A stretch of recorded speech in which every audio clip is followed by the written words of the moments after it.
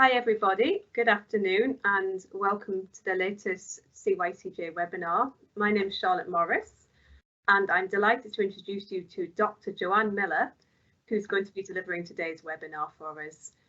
Johanne is Programme Leader on the Criminology and Criminal Justice degree at the University of the West of Scotland.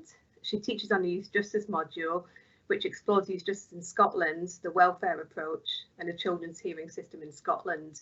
But more recently as this morning, you might have seen that the Scottish Sentencing Council published research that Johanne conducted with Dr. Sarah Anderson on young people's attitudes towards sentencing. So definitely worth checking that out. So well done on that. So without further ado, I'm going to pass over to Johanne. There will be a chance, as always, for some questions at the end. If you could just put those through the chat feed. Any that we can't answer, I'll speak to Johanne and see if she can perhaps email them to her and she could respond that way. And we'll also be sharing slides and a recording from the event afterwards. And finally, if you're sharing this on Twitter, please use the hashtag CYCJwebinar. Thank you, Johanne. Hi everybody, and thank you so much for coming today and joining in this webinar. I'm really honoured to be here. The purpose of this webinar is very much that I want to explore the tensions between the big story of kind of youth justice in Scotland and the small stories of youth justice, concentrating very much on these small stories of justice from young people who have experience of the justice system and young people who have no experience of it. So the purpose is to explore young people's experience of justice and what they actually imagine justice to be within society. So questions things like, what does a just society look like for young people? And I was very, very lucky to actually have access to two very rich data sets that explored both stories big and large of what young people, both within the justice system and those without it, have experienced of justice, or as the title said, have experienced stories of injustice. So the first data set came from an evaluation of South Lanarkshire's structured deferred sentencing. So that was a pilot that ran in South Lanarkshire in 2 summary courts, and the court involved having a focused deferred sentencing court for young people with fixed sheriffs who deferred their sentencing whilst young people received intensive social work support packages. So that evaluation was both qualitative and quantitative, and the qualitative side of it really aimed to showcase young people's different journeys into offending and hopefully for the SDS out of offending, while exploring the barriers and catalysts to change and the impact that SDS had on their lives. It was also to evaluate the effectiveness of SDS and what worked in improving outcomes for young people, and the last qualitative aim was to evaluate the impact of the whole system approach within SDS. Whilst the quantitative side of it was just really to ascertain whether there was a reduction in the number and severity of young people offending who attended SDS. So this data set worked with 14 Scottish white young people between the ages of 16 and 21. 11 of them were males and 3 of them were females. The data set that this came from, so the methods that were used to create this data set, included 3 longitudinal interviews with 3 young people, 1 focus group, paired and individual interviews with 14 young people. And the focus groups, and there was also focus groups and interviews conducted with practitioners, including the social work team, the sheriffs and the partner organisations, and a documentary analysis of screening documents, update reports, court referral sheets and diaries kept by 2 practitioners. And it was 2 young people, but only one of them was actually used. One of the diaries of the young people in the longitudinal study was used. The results, it had a great results, the SDS project. What made it a success really was that it was a welfare-led focus that was led by the social work team and the court team, and that was really at the heart of its success, this welfare-led approach to young people. The reoffending rates on it were amazing. They were really low. 91% of the cohort did not reoffend in South Lanarkshire during engagement with the pilot, and 20 out of 25 young people who completed SDS were given admonition, so also improved outcomes for the young people that took part in it. I'm just giving a couple of findings from this so that you can do it. If you're interested in reading the report, there's a link there to it. But I wanted to explore the methods with you so that you could understand the different approaches which affected the data sets that we are working with today. It gave me an excellent insight into young people's journeys in and out of the justice system and really helped me develop large stories about their histories and their biographies, the things that caused them or that they felt caused them to become involved with the justice system and how they engaged with the justice system through their journeys. The next data set was the report that Charlotte kindly mentioned earlier, and that was the Scottish Sentencing Council, who created a draft guideline for the sentencing of young people in Scotland between the ages of 16 and 21. So that was myself and Dr. Sarah Anderson who were commissioned to gather young people's opinions on these guidelines, which for the first time in sentencing history set out rehabilitation as the main aim of sentencing in Scotland, because previously there wasn't a main aim, but for young people they argued that rehabilitation should be the main aim. So this report on its own is actually part of a larger consultation that the Sentencing Council's carried out, and I think that the results from that will be available in the next month or so.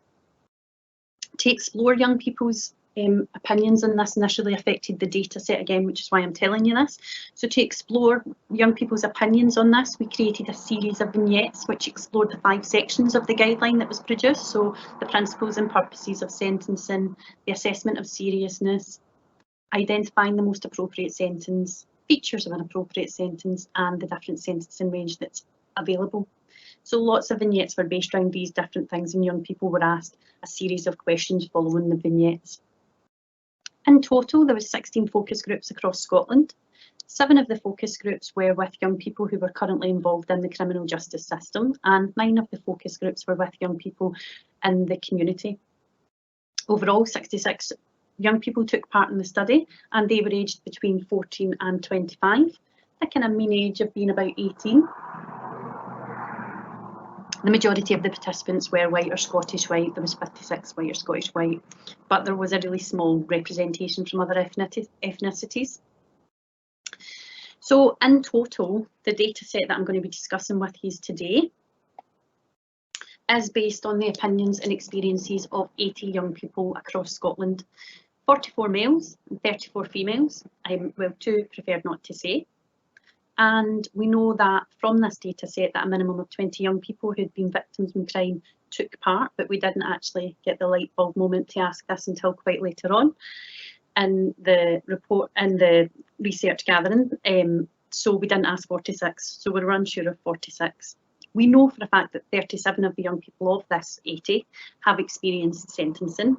34 have no experience of sentencing, and 9 preferred not to say. So the data set that I'm just about to explore with you is a really diverse data set, and it includes both the opinions and experiences of young people and represent young people who have had no experiences of sentencing, experience of sentencing. Some of them are care experienced young people, some of them are young people who have been in institutionalised settings, either through secure units or young offenders or part of the general prison population, and we also managed to speak to a young group of people with additional needs. The stories that emerged from this data set were small, and they were small because they were in response to the vignettes that we were asking. So they were about their own opinions and experiences of sentencing and in relation to that. So the data set was quite different. I didn't have those large stories of journeys in and out and experiences that happened. I had very small stories that emerged from this. And I do need to highlight, although then Sarah Anderson and I collected the data together for this and wrote the report together, this following data is my analysis, so any mistakes or anything misappropriate is entirely down to myself, not Sarah. So I just needed to make you aware of that. So let's discuss the data. Well, why small stories? Well, narratives and narrative analysis narratives are really the resources which people use to construct their own personal stories. They're the larger unassumed beliefs that we hold within a society. Things like the punishment fits the crime. These type of larger narratives that we embed into our own personal meaning. They're parts of larger cultural scripts that we use to inform our understanding and construct our own personal meanings or stories. That's a narrative. A story is actually the specific tale that an individual tells.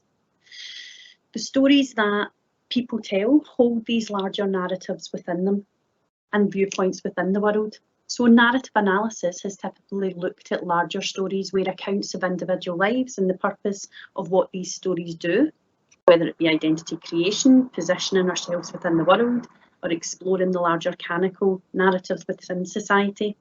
Larger narrative analysis typically looks at the life course of an individual, and their stories will typically have a beginning, a middle, and an end. Whereas small story research, which is what I've taken part in today, tends to look for less constructed or well-rounded accounts of lives. But that actually makes it really good for working with young people, because young people in particular might not have this gamut of experience, these large life histories.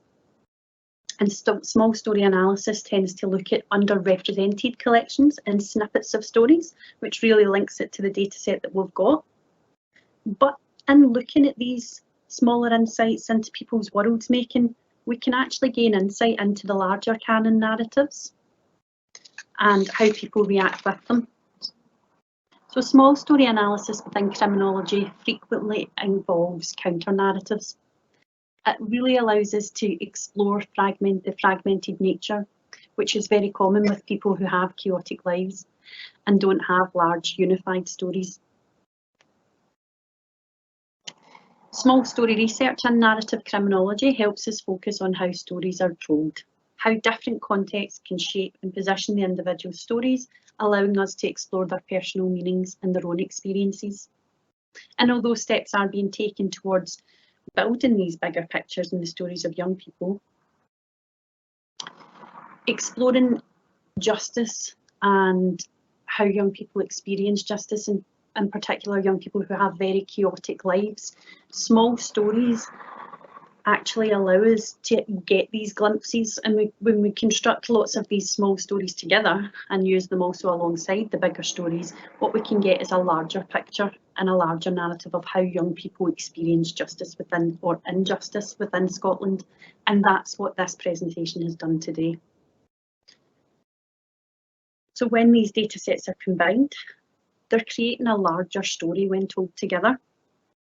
They're telling us stories of young people's past, their present and their future imaginings of what sentencing could be. There are also what some could consider as limitations, because not all the young people that have been taking part have been involved in the justice system. So not all the young people that I'm discussing have lived experience, but I think that they are a large part of society, and within society they are also citizens. So exploring both young people who have experience and young people who don't allows us to create again that larger picture of how people can imagine justice. The data sets were also clustered, so you'll probably see when we speak of experiences of injustice, you can actually see that because both data sets held young people who had experience of the justice system, both data sets informed this section. Those who had experiences of justice and who described just experiences mostly came from the SDS data, while those who were imagining justice, because this is what we were asking them to do within the vignettes, mostly came from the SSC data, the Scottish Sentencing Council. Now, not all opinions and experiences could be included, particularly from the Scottish Sentencing Council data, because a lot of the things they said were in response to us. So they weren't actually small stories at all, they were responses to us. So that means that the results, both from SDS and the Scottish Sentencing Council reports, may differ from what I'm about to discuss, in particular in terms of beliefs in the role of prison, experiences of what justice is, and beliefs in the role of sentencing and the philosophies underpinning sentencing.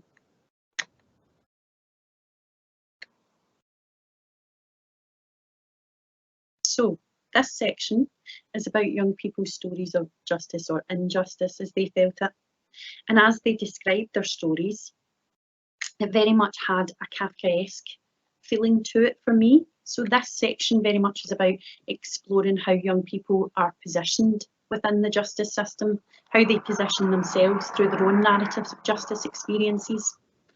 And the reason that I thought it was very Kafkaesque was it reminded me of one of Kafka's short stories called The Trial, in which a man called Joseph K. wakes up on his birthday to be arrested and prosecuted by a remote, inaccessible authority, with the nature of his crime revealed neither to him or the reader.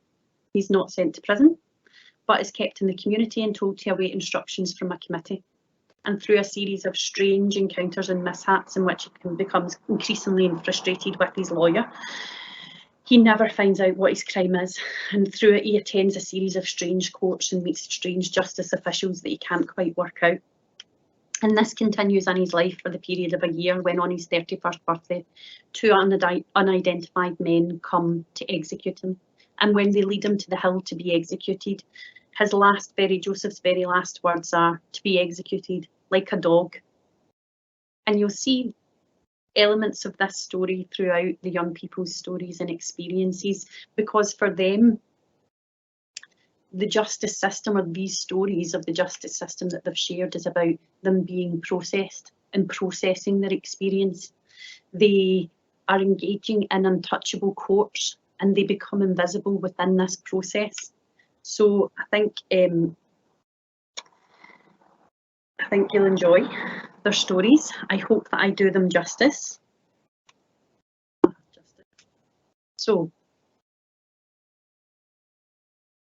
this section, being processed and processing, is about young people's stories of justice or injustice.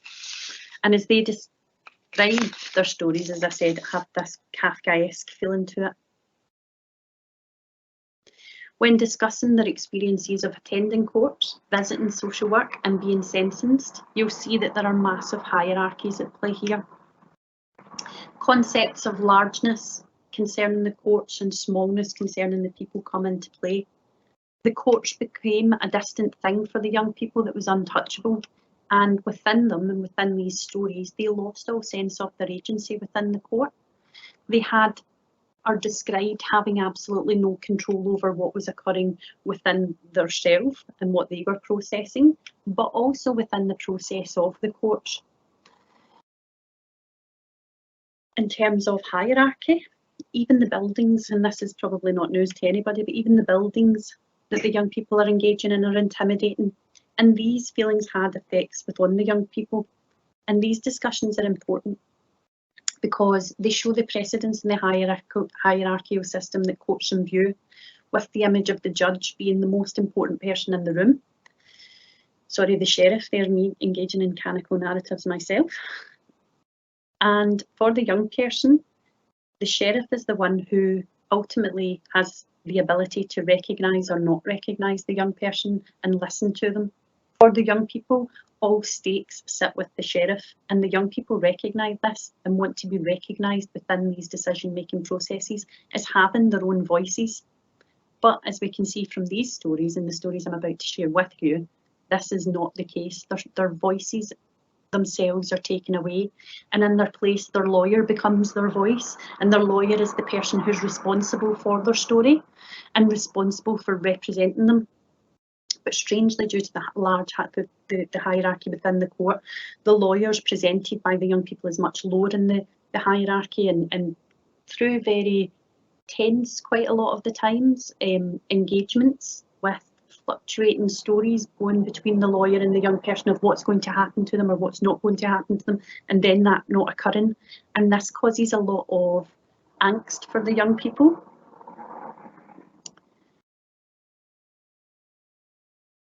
So if we look at Elsa here, she talks about how while she's in court, she's not in court, and she can't process being in court because, as Zonai, it's like I'm there, but I'm not there. So I can't even sit and give you the story. I see even trying to sit back and remember, it's nuts. How do I not remember this? But it's because you don't want to remember it. You're trying to suppress it while you're there. And then when you're going away, your brain is suppressing it. You just don't want to remember that.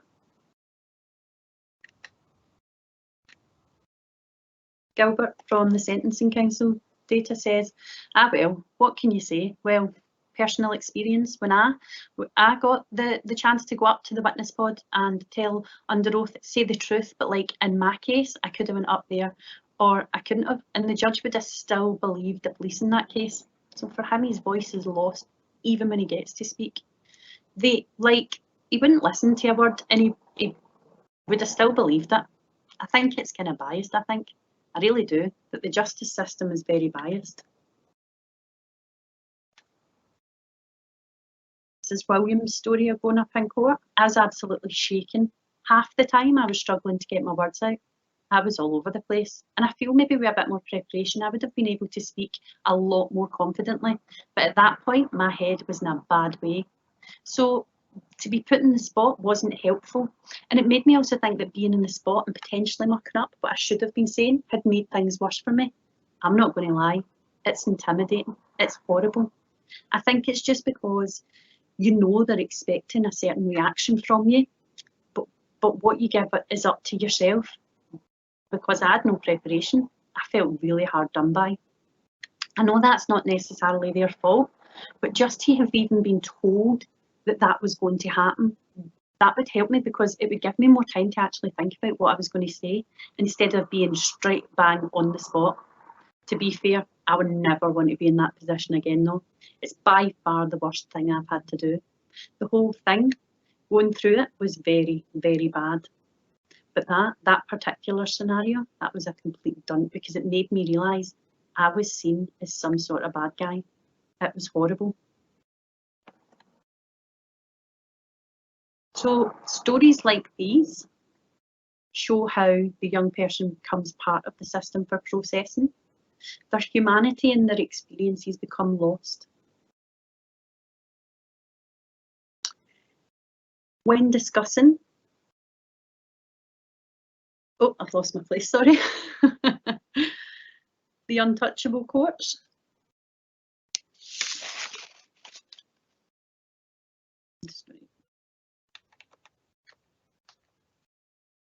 Talk about how far away they are and the difference between them. So I'm going to read you Kaylee and Aaron's story here. The Edinburgh one, and she's talking about the court, is so much different from the Glasgow one as well. They're old buildings. I don't know about Edinburgh, I've never been to Edinburgh, but Hamilton Court's quite old. And Kaylee says, yeah, the building's old on the outside, but it's all like posh and new on the inside. But see the size of the courts in Edinburgh? Unbelievable, absolutely unbelievable.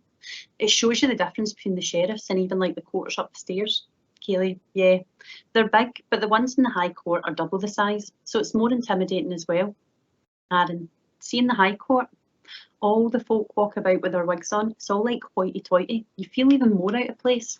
You feel even more that size because there's no danger of you getting spoken to by the judge at the High Court. Never going to happen. Kaylee, it's as if they put up with you and you're looked down at.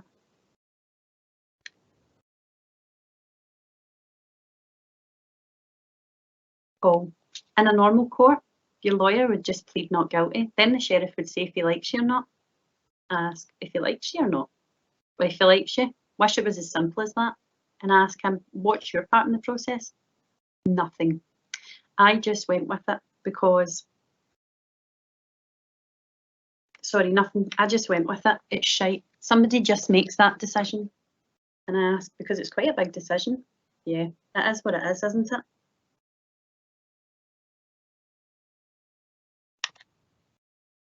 And this is Rowan. She was horrible. It was like, see, my legal aid wasn't granted. She's the sheriff.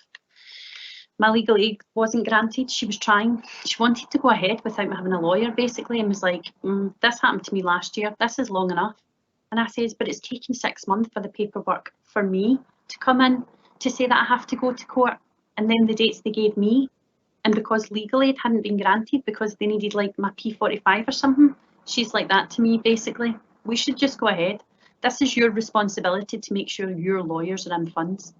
My lawyers thought they were fine, thought it was all granted anyway, so I got that sorted out. And then the next time I was up, obviously see when it was for the witness not being there, she's like, this is a joke. This is the second time this has been put off, and making it out to be my fault. Do you know what I mean? It was just the way she was talking. You can just tell by the attitude.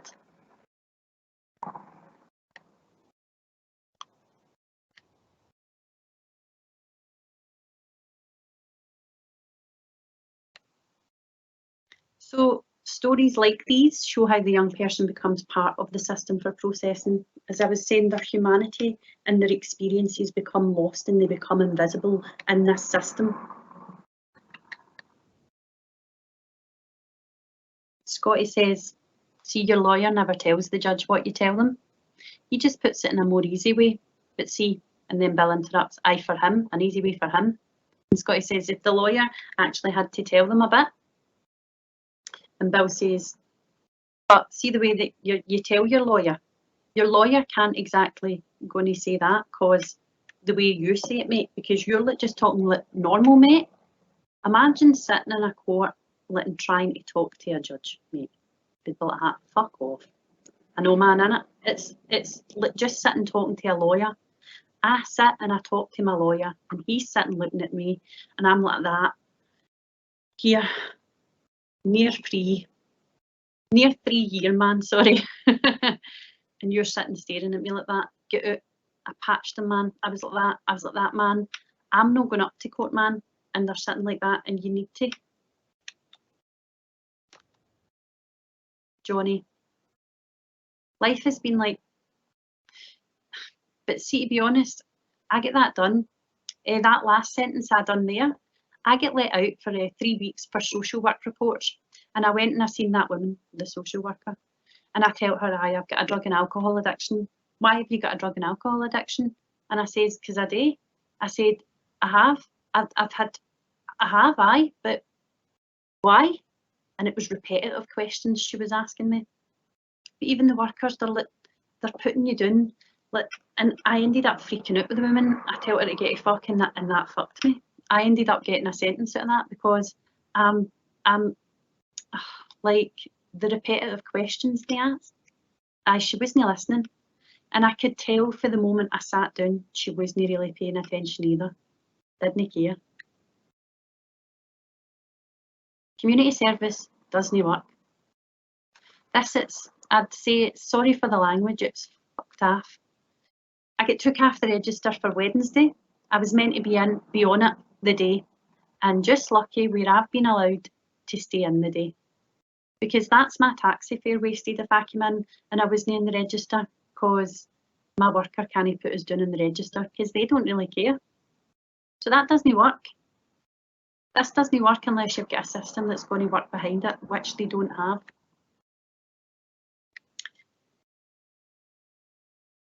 Consider Johnny, who didn't attend his who attended his community service, but as he wasn't down on the paper register, he wasn't there. And his inability to change that, which strips him of his agency, or even Johnny's traumatic experience being boiled down into a question and answer session where he keeps having to repeat his trauma again and again without being heard or seen. Young people literally lose their voices when they attend court. The lawyer becomes their voice, the receptacle for their story, and the only interaction they experience, as they put it, is a cold, hard stare. And these interactions with young people in the court systems, with young people who we know, as we have all this lovely work from McCara and McVie and the CYCJ and many, many others, we know these young people have led traumatic lives. They're the young people that have went through the children's hearing system, which centres entirely on their voice, and they go from one environment, such as the hearing system, into this. And this has serious implications on how they view themselves, how they view the justice system, and how they position themselves within society.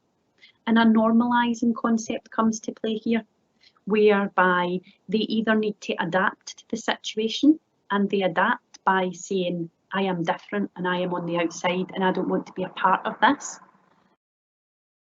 And that means that they then become quite angry at being ostracised, or what happens is it becomes the norm, and then they are being boiled down to voiceless and bodiless pieces of paper. So with young people, what happens is they tend to push back.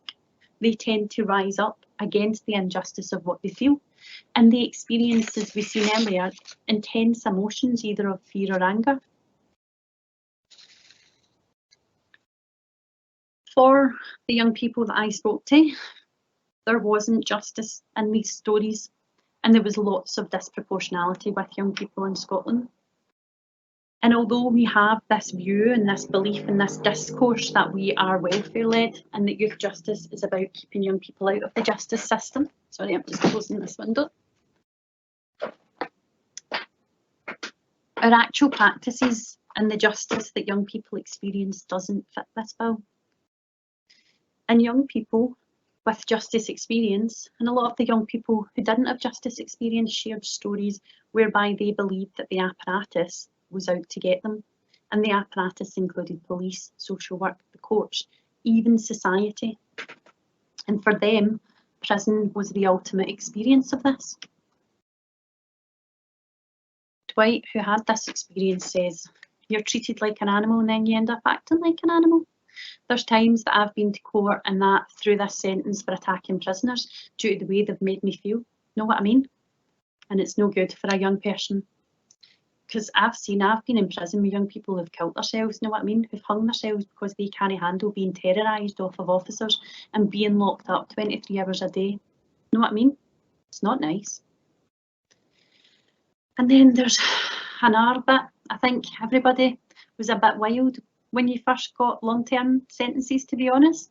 But right after that, you calm down, you know, you focus on yourself, try and become a better person. Or obviously, you can end up as a junkie. I know I've seen a lot of guys who end up taking all different drugs and they can't get out now because they've got heavy addiction issues. Mosen said in part of a focus group, yeah, because for example, people are paying taxes and stuff, like just whatever they're paying, right? Like it's to pretty much keep a dog in a cage for a year. And he's getting 38 grand spent on him. Imagine if he like actually physically spent, no, never mind 38 grand, because he can't conceptualise that amount of money being spent on him. Just say 8 grand and somebody, you get a mentor friend that helps him find jobs, you spend that 8 grand on him, like just like anything, just spending 38 grand on somebody. You could just be jobless and have a beautiful life, know what I mean? And we all laugh. Most, you know what I mean, like that? Like you can, with 30 grand, you can do, Gilbert, put 38 grand into something else. Mosen says you could put a deposit down for a house for him. You know what I mean? You could do so much with 30 grand, but you spend that 38 grand to keep a dog in a cage pretty much. And like, you know what I mean? Like it's just silly, man. Like I think that's so useless. And then most of the time you're going to come out and you're going to start your drug dealing again. Like, you know what I mean? Gilbert says, I don't think anyone under the age of 20 should be in prison. Because things you see in there, you're always it's going to change your life. And you're going to, if that's all you see every day, you're going to join in. I don't know. I don't think you should be in prison unless it's a serious crime. Same here. I think 20 years is about the mark. And Scotty tells a really sad tale.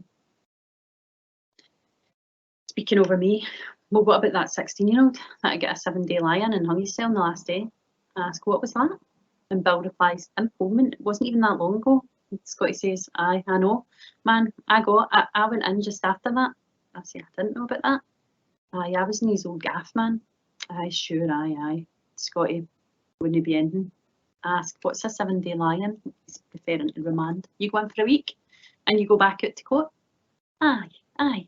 It's sort of the 4-year thingy, right? Before you get a remand. Alan says 7 licence and you just go back to court, man. That's how you really get a full committal. Bill says, kill and sell on the last day. Think about that. I reply, that's horrible. Putting a 16-year-old in a prison cell. Well, obviously there must be, that's very rarely that they should kill themselves and all that, but Bill says, I've written, man, it was hard work. So I ask, so no prison? Will we take that sentencing option out of there? We're all fucked up, man.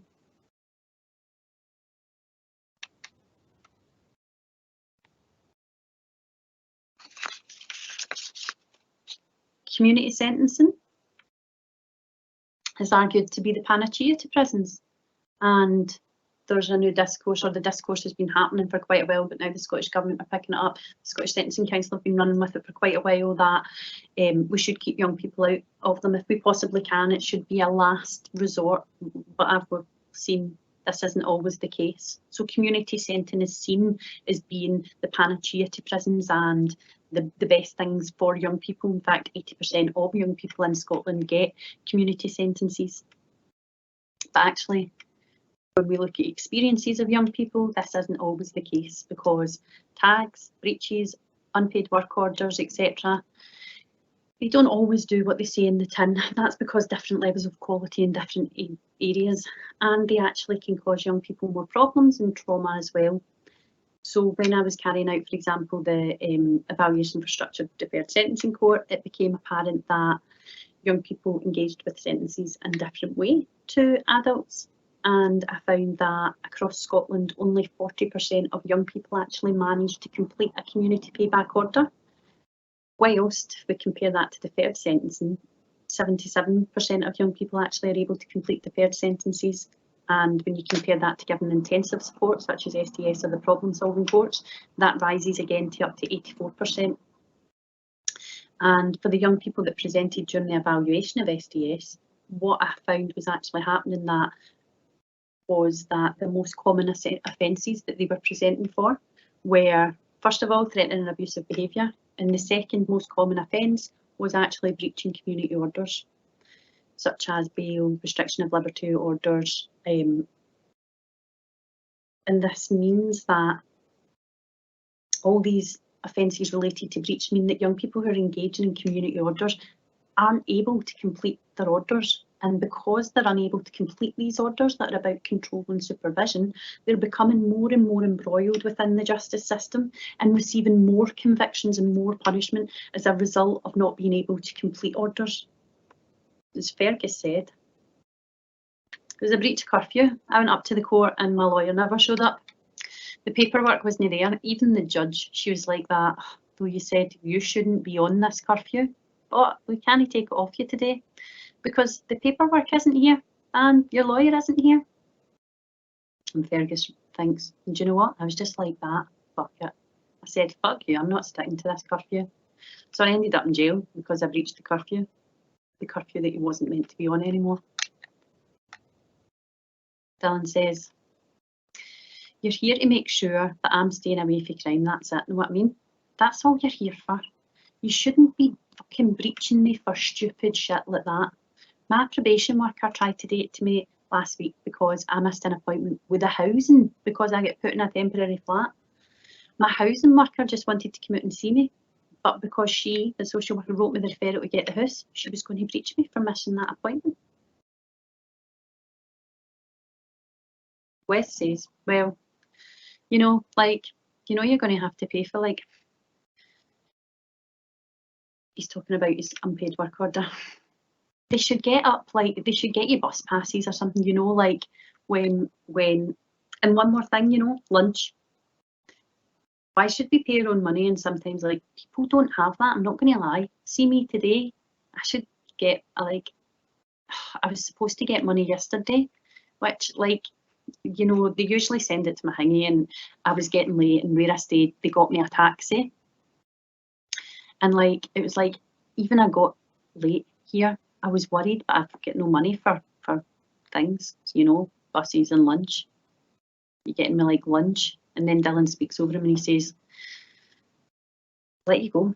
See if I was to phone my work on the day and go, and Wes speaks over him again, we pay all our own money. And, you know, I had the thing, well, last time I was like, what the fuck, I'm doing community work here, 41 hours. And I get angry, I just pay my money and get my food. So, and then Dylan says, see if I was to phone my work of the day and go, look, I'm so skint that I'm not going to be able to eat the day, I can't go into community service. Should just be like that, well, you have to reach.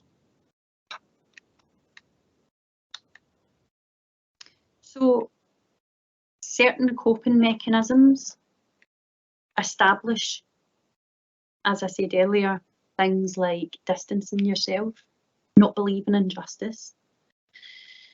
it becoming us and them, all become protection for them to be able to protect their identities, and separating themselves and being seen to be different or removed from the justice system. Not believing in justice allows them to protect their identities, as if they believe or if they view the system as being out to get them, whether it is or whether it not, allows them to create a protective bubble. And that process of normalisation comes into play, and accepting that they've got no control, that they're an oppressed group that has no agency within this system. They become invisible. This alleviates tension from them because they believe that they're at fault. Society constructs them to be problematic, and this approach becomes normalised. And there's this really kind of complex interplay between larger narratives of punishment in which the young people are deserving of the fates that they've experienced, alongside this narrative of disadvantage and discrimination. Those who had experience of being punished via prison only had sad tales to tell. Their experiences changed them. They made them less humane because they believed they were in inhumane conditions. And for many young people that were receiving community sentences, rather than addressing their needs and supporting them to rehabilitation, these community sentences were about supervision and control, and actually were worsening conditions for the young people to the point that they then hit the bucket button and think, what is the point? Because it doesn't matter. Even when they try, they're just part of this larger system. They're an invisible man or bit of paper in this larger system that they have no control over. So how can we imagine something different from this? How can we take forward different stories and different understandings? Well, imagining justice was also informed of the master narrative that people had in relation to society. Punishment and control are one of these larger narratives within society, and that also came into it when they were talking about developing their own types of justice. In this area, this imagining of justice requires much further analysis within the data set than what's been discussed here, as the role of public narrative and punitivism really informed this area and is really shown in the complex discussions around what justice should be, what works for young people, particularly if we're thinking of that rehabilitation as the main aim of sentencing. So this set of discussions, dystopia, the young people's imaginary justice system, this is about the world building side of small story research and the young people imagining and building their own worlds of justice in which they felt engaged within, where justice was something that they were a part of and not something done to them to appease the punitive public. Yet the canon narratives of punishment and retribution still came through in these worlds that the young people imagined are the reality of the discourse that reverberates within Scotland. It is the justice that we within Scotland say we're engaging in, and we're making steps towards that. So this narrative emerged called A Child in Need is a Child a Deed. This is actually an overarching narrative that emerged, which could have been a result of the co-construction of our vignettes and in the larger stories of young people's lives that emerged. This narrative, which was shared, albeit sometimes in complex ways, was that needs and deeds, or needs over deeds, as Co-Brandon rightly said, are entirely entwined in young people's offending stories, and that behind every child and young person acting out, there's a story behind it. These stories were the conceptions or world making of young people, showing their understanding of other young people and how they behave in the world and in response to things within the world. They showed that young people do conceptualise themselves as a distinct group from adults, highlighting how behind every young person committing a crime, there's most likely to be a story, that young people are reacting to their environments, that they are a hybrid of social, biological, cultural and material aspects of things that have been happening to them. Across the board, they did believe rehabilitation should be the main aim, but for them, rehabilitation and at times punishment had different meanings, and more than anything they believed that young people should be learning, that justice should be a learning experience, that young people's needs had to be addressed first in order for them to then learn from the mistakes. So listen to these small stories. And can I just ask, Charlotte, can you just give me a wee indication of time, how much time I've got left? Hi, it's 13:47, so probably just a couple of minutes. Do you want to include? Just a couple of minutes. I thought that I'd went and spoke too much. Right, I'll go quicker. So we've got Chad here saying support. It's definitely just to support and helping them, you know, show them what they're doing is wrong, trying to, you know, get through to them and not put them down in any way. Just help them, you know, through everything. Sharon, I don't think so. I think there's some people, a very small, like, what was it, like there's a really small amount that really nothing can be done, but the majority, and these are these wider narratives of punishment, but the majority, it depends, like what help do you want to give? Like I've seen a cat that, like, in prison, there's no domestic violence programme or anything for them, and the social worker said like 40% of them are in there with some sort of domestic violence charge, and there's no programme to help them, but they've got a choir, you know, that'll help.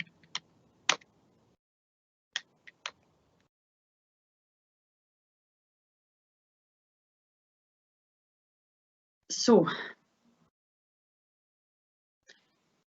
gradated justice emerged quite a lot whenever people talk about their beliefs or their views of sentencing or courts or punishment, which are very complex. They tended to draw on a set of narrated stories that they'd already created regarding why certain people should be punished, including paedophiles, killers, rapists, and other things such as intent and whether remorse could be shown were included, and how these types of crimes justified specific types of punishment, and that these master narratives, these ones that dominate society, actually overshadowed all other considerations. They were instant responses from the young people and why we need punishment and a scale of punishment for people. And this didn't actually mean that they believed in these canons, but they used them to create a shared meaning of an accepted social practice. These were constant reference points for people to discuss any uncertainties or complexities that they wanted to express. And they exposed complexities that were often challenged by those with experience of the justice system. And when speaking of justice, young people often spoke of it in terms of hard borders. You left the hearing system and bang, that was you hit the adult border. And that's you then in the adult court with the whole range of adult sentencing. You breach your sentence, that's a prison sentence. They believed that justice should be softer, that it should work almost in terms of a gradated justice where different sentences should be trialled. And if they don't work out the reasons why they don't work, these should be explored before being given another conviction. But again, these complexities of intent, remorse, and mechanical narratives came to play. So remember, young people tended to conceptualise justice as a learning experience. It should be a learning experience for them. And for some of them, they did think that prison should be at the end of the scale. But for the majority, the prison experience, as we've heard, does not work and makes things worse and should not be included.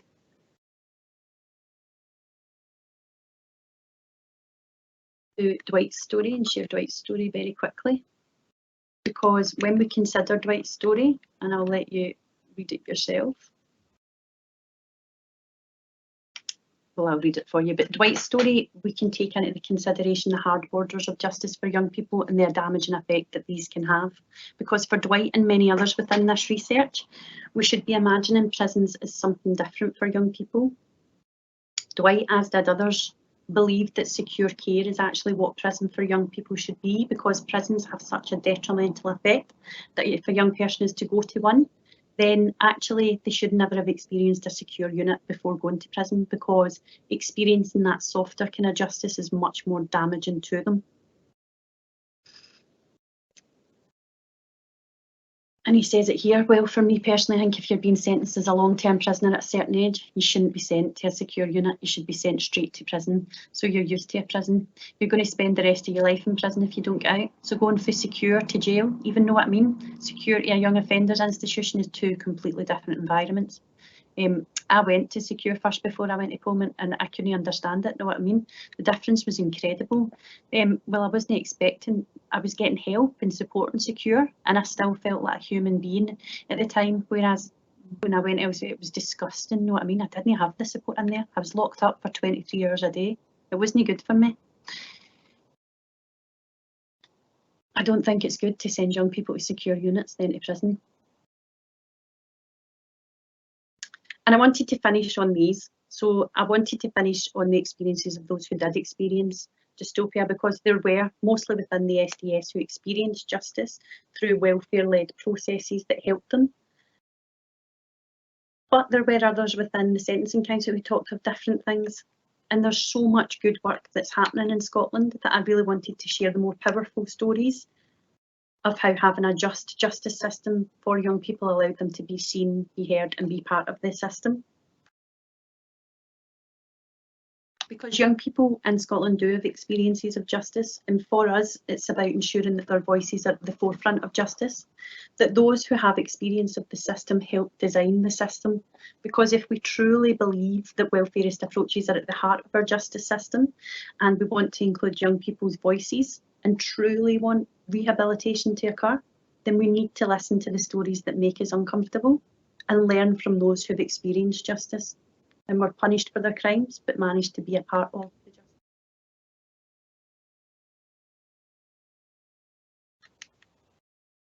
Sorry, that went over. I'm going to leave it on Aaron's quote so that people can read it if they want while we go through questions, if that's okay. I'm so sorry for going over, Charlotte.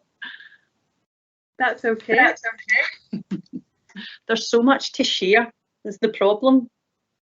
I know, and it's brilliant. Thank you so much, Joanne. I mean, I could have listened to that all day, all of those stories and the powerful words of the young people. I mean, I could read a book about that. It was fantastic.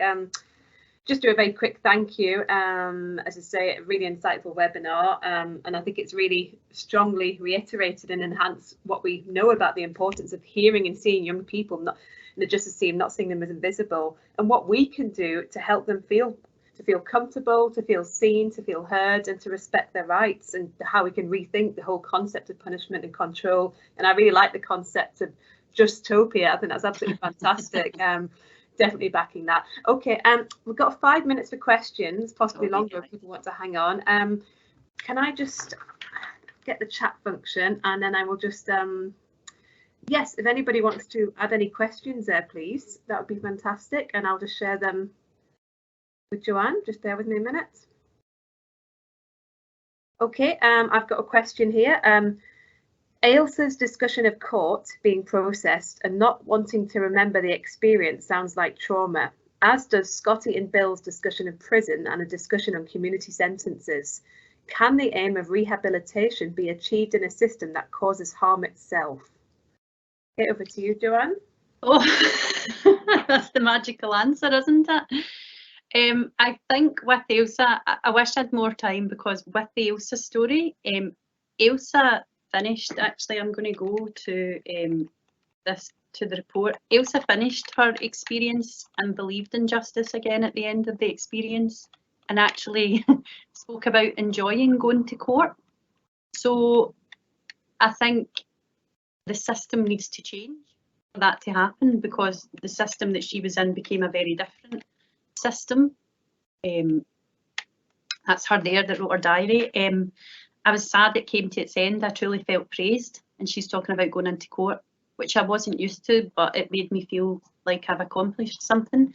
So I think the systems as they are, no, they can't. I think we need to recognise that the criminal justice system is a system of trauma, that it causes trauma. And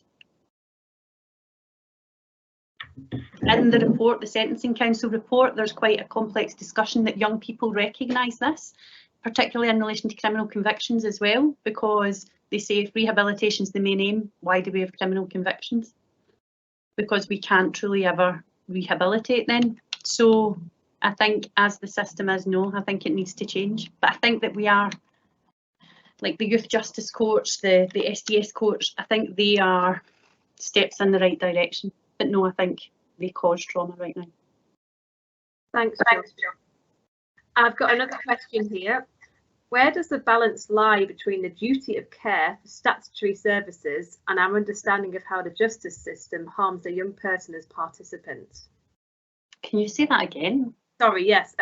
where does the balance lie between the duty of care for statutory services and our understanding of how the justice system harms a young person as a participant?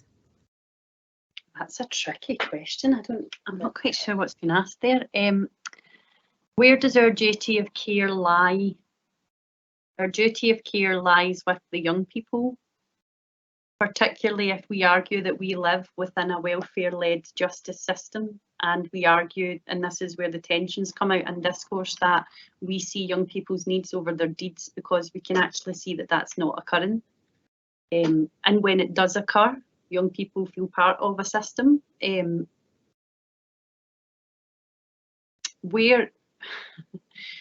I think part of the question is about accountability as well, and I think this is one of the problems with the justice system sentencing courts. They're fragmented. So holding accountability is very difficult. Sheriffs can't hold social work departments accountable. Social work departments can't hold sheriffs accountable. So I think actually accountability is the issue here, and who do we hold accountable, and how do we make sure young people who are invisible in the process get to achieve that accountability, I think. I don't know if that's answered your question, I'm so sorry. That's okay. Whoever else might want to send it, maybe email Joanne afterwards. That's all the questions we've got. I think I might just stop it there if that's okay. Joanne, would you be happy to answer any questions that people might want to send to you? Definitely. And also, I think I tried to squeeze so much into this because actually there's so much in these two data sets that I didn't get to cover. Criminal convictions and the mark of convictions is a massive one as well. So I am more than happy, as I know Dr. Anderson is, if he's wanted to come out and discuss the findings of them, because we do think they are very important. Fantastic. We very much welcome having you back again for another webinar, Joanne. Yeah. Thank you so much. I really enjoyed that. I hope everybody else did as well. Thank you again for coming along. Just a reminder that our next webinar is with Tim Chapman, one of the UK's, if not the UK, leading expert on restorative justice, and that's the 23rd of September, and he's going to be exploring children's rights and its role within restorative justice. And the details are on our website, so you can just book now. And we have another webinar on participation and youth justice coming in October, so plenty to look forward to. Thank you very much, everybody, and I hope you enjoy the rest of your day.